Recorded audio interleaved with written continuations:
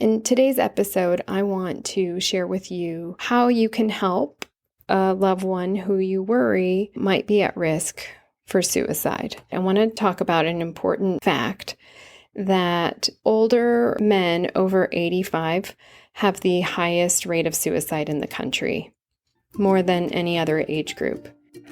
I'm Dr. Regina Kett. I'm a board-certified clinical psychologist, and I specialize with older adults and families.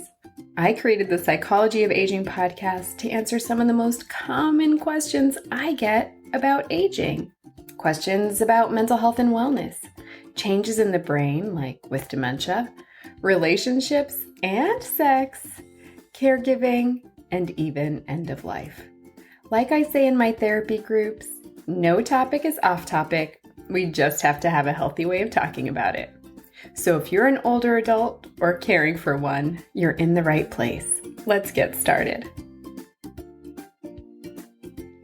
May is Mental Health Awareness Month, and May is also Older Americans Month.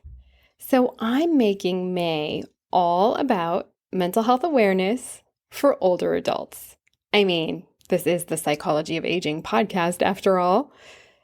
So since it's Mental Health Awareness Month and Older Americans Month, I have a free guide to help older adults stay mentally well during COVID. It's called the COVID-19 Wellness Guide for Older Adults, and I'll link to it in my show notes, so go check it out. Last week, I spoke about depression in older adulthood, and I gave you tips on how to help your older loved ones who may be depressed. Today, I'm going to be talking about suicide and how to help older loved ones who may be experiencing suicidal thoughts or have suicidal concerns. I want to give a disclaimer up front that I will be talking about suicide and suicide prevention. And in doing this, I'm going to be sharing a story that was published in the New York Times in December. I know that suicide is a very, very sensitive topic. And so if this topic is triggering for you or is very intense for you, please consider whether or not it's healthy for you to listen to this particular podcast on this particular day. If you do choose to listen, please consider listening with a friend or calling a friend afterward if you need to talk about it and process it. I want to start with a family story about suicide. This is a story that was published in the New York Times in December, and I'll be referencing it and linking to it in my show notes if you want to read the story fully. But it's a story about Richard and Alma Shaver. Richard Shaver was 79 and Alma Shaver was 80. They were married for 60 years. Alma Shaver had dementia and Richard was her caregiver. Her dementia was advancing, and the story goes that Richard also had his own medical concerns, cancer, though I'm not sure that his family knew about that. And one day, Alma Shaver was sleeping, and he, as best as I think they could tell, took her life and then laid down next to her and took his own life as well. Everybody who knew them thought that they were incredibly devoted. They started dating in the 50s. They were married for 60 years. The Shavers had 3 daughters. They say that it's not the ending they would have chosen, but they won't hold it against their dad. And then the article says that the death especially stung his daughters. They were accustomed to their mom not being entirely there. They never thought their father would soon leave too. I want to just remind you, if you haven't heard my Grief and Loss During COVID episode on ambiguous loss, that's exactly what this talks about. They were accustomed to their mom not being entirely there. That is ambiguous loss. That is a loss where the person is physically there but emotionally gone or cognitively gone or difficult to connect with.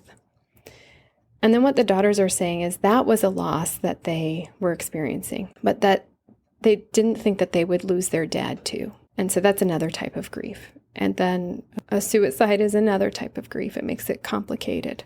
The daughters also worried that in their father's final hours, that he must have felt so alone. The daughters say that they feel implored to live their lives to the fullest, worried that they might also get dementia. There are a lot of questions that come up around suicide and older adults and around euthanasia and older adults. I think that will be a conversation for another podcast episode. In today's episode, I want to share with you how you can help a loved one who you worry might be at risk for suicide. I want to talk about an important fact that older men over 85 have the highest rate of suicide in the country, more than any other age group.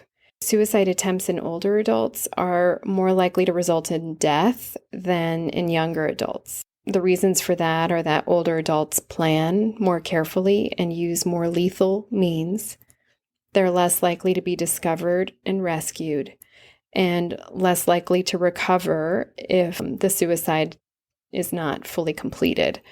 If you are worried about an older adult who's suicidal, it's appropriate and important to ask some questions like, do you feel as though life is no longer an option for you? Have you had thoughts about your own death and dying lately? Will you share those with me? Have you had thoughts about harming yourself? Are you planning to harm yourself or to take your life? What is your plan? Is there a gun in the house or a collection of pills? Are you alone very often, or who's near you? Who do you rely on? Who do you trust? And if they do share information that's concerning, there are some things you can do to help. What I want to say about asking these questions is I hear from a lot of people that they worry, but if I ask if somebody is suicidal, won't that put the thought in their head? And the answer is no. If somebody is not suicidal and you ask, they'll say something like, oh no, I would never take my life. I have so much to live for. I mean, I don't like the way my life is going now, but I would never end it. Or, I think a lot about death and dying, but I am not going to do anything. This is all in God's plan, or I'm going to let fate decide. If somebody is suicidal, they might give you a different response, like, life has been really hard for me, or I don't know what it's all worth anymore. And depending how severe or how serious their response, then there are some things you can do to intervene. You can help by removing weapons from the home. Of course, in a state of emergency, you just call 911 and you also get yourself safe. But most of the time, it's not at that level. Most of the time, the person's in a place of contemplation, and you can intervene by removing pills. Sometimes people will stockpile pills and then with the intention of overdosing on them. And so you can remove the pills or lock them up. You can remove or lock up weapons or other means. You can also reach out to your loved one's physician or mental health provider and let them know what's going on. If you're a long-distance caregiver, a long-distance family member, you can call the police for a wellness check. You can also, even if you live nearby, you can call the police for a wellness check. You can also encourage the older adult to see their primary care provider or mental health provider and talk about these symptoms and ask for an evaluation for depression. Sometimes depression, and I spoke a lot about depression and the signs of depression last week, can trigger some suicidal thoughts. Sometimes depression can be a side effect of illness or medications. And so you definitely want to have a physician review their medications and their medical problems. It also could help not only for you to call the physician or the mental health provider, but to go with your loved one to the doctor and express your concerns as well. You'll have to be mindful about how you do this. You don't want to overstep and impede on the relationship, right? You don't want to be intrusive, but you also want to express concern if you do have concerns about your older loved one and suicide. If you're worried that your loved one may be depressed or suicidal, in addition to getting them to see their doctor, their mental health provider, here are some other strategies that you can do. You can offer support and understanding and be patient and encouraging. You can express your concern and your empathy and compassion at the same time. You can help keep track of appointments and medications. Sometimes when people are depressed, their memory and concentration will change, and so they might need help with keeping track of that. You could help with transportation to doctor's appointments. When they talk, you can make an effort to really listen and be there. Never ignore comments about suicide. So take them very seriously and share them, like we were talking about earlier, with your loved one's therapist or their doctor. And then invite them out. Invite them out for walks or outings or activities.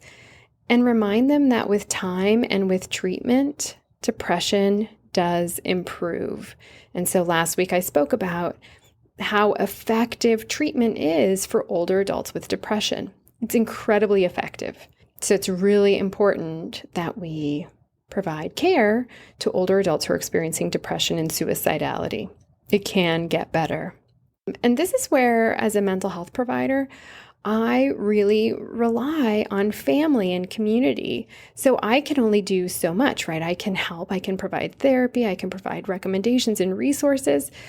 And this is where family comes in, because family is so essential and the community are so essential to keeping the older adult engaged and with transportation and going out for walks and outings and paying attention to the signs.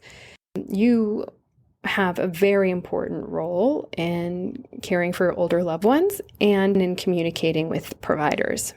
So please take that role seriously. It's valued and it's important. If you are concerned about a loved one who's depressed and experiencing some suicidal thoughts, please head on over to my website for more resources on how to get your loved one connected to mental health care. One of the best things that we can do is help older adults prevent depression by helping them live their best quality life by staying mentally well. And so to help do this, I've created a wellness guide for older adults, and specifically in light of COVID. So it's called the COVID-19 Wellness Guide for Older Adults. Head on over to my show notes and there will be a link there.